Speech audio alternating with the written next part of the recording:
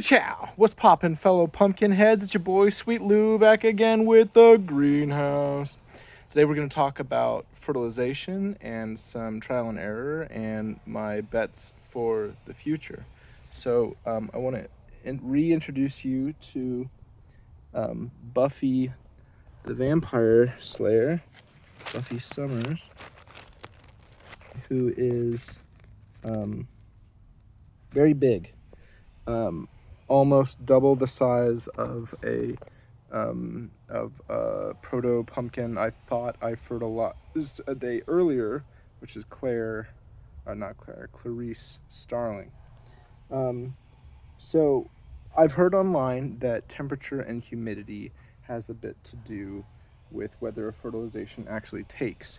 And inside of this greenhouse, as I'm sitting here right now, it's about 20 degrees hotter. It's maybe in 105. Still a little bit of a breeze, so it doesn't feel that hot, but it is hotter than the surrounding area. And because there's not as much airflow and there's a lot of water coming in here, it's a higher humidity. So even though it's not hot and humid outside, it's hot and humid in the greenhouse.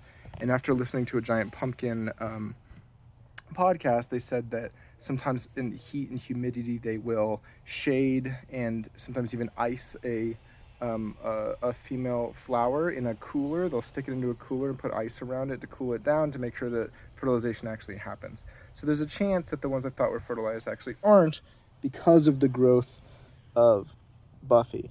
So I wasn't going to. I want 3 pumpkins.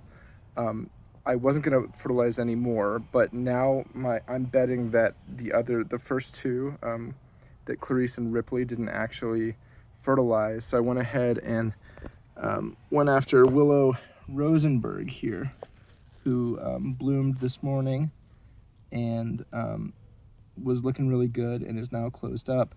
And I've actually shaded her, just a little bit of shade, because if Buffy can fertilize with just a little bit more shade than the other 2, then maybe Willow can as well.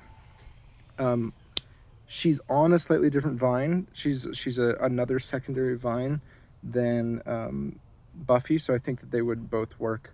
But this is my bet. I'm betting that Clarice and Ripley will fall off and not actually grow as pumpkins, but that Willow now, hopefully, and definitely Buffy, will grow as full pumpkins, which means I need to keep an eye out for more females and flowers and keep fertilizing them in that narrow window between 6 a.m. and 10 a.m. every morning. So until I see really strong growth on any of these pumpkins, I'm going to keep fertilizing it with the flowers and roots fertilization and not go back to my nitrogen heavy one. So the plant growth will stall out, but hopefully we'll get a period where we get strong like early proto pumpkin growth going.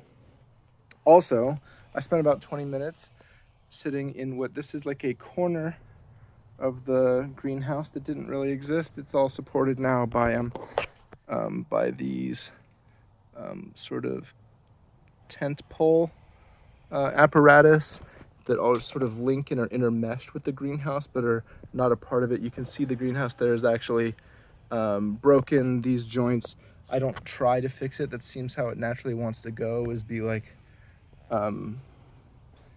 disjointed. I'm not trying to change the greenhouse. I'm just trying to adapt with it and build my shroud around it.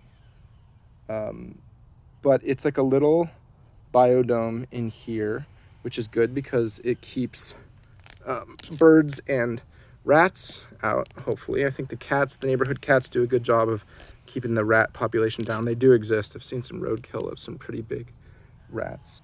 But I did find a couple little baby grasshoppers in here today. And if they were just little young ones, but if they're showing up in here, and I saw 2, there might be more. So I'm hoping that the spiders do their job to keep those down, and I will kill any ones that I find. But anytime you have like a enclosed system, the birds that I'm trying to keep away from eating the pumpkins aren't gonna be able to eat those grasshoppers. So they can burst out and start chomping on my pumpkin plant if I don't watch it. So being in control of a whole little life cycle, our whole little ecosystem, is a responsibility. It takes a lot of observation and grooming. So I've committed to try to spend a little bit of time every morning just vibing in here and seeing what else I notice, and thinking a lot about what I can do to mitigate any sort of, like, you know, this powdery mildew. Do you see the white on these leaves? That's the beginning of powdery mildew, which killed my first attempts at pumpkins. Oh, this is cool. Oh, the billows are blown when the wind comes up.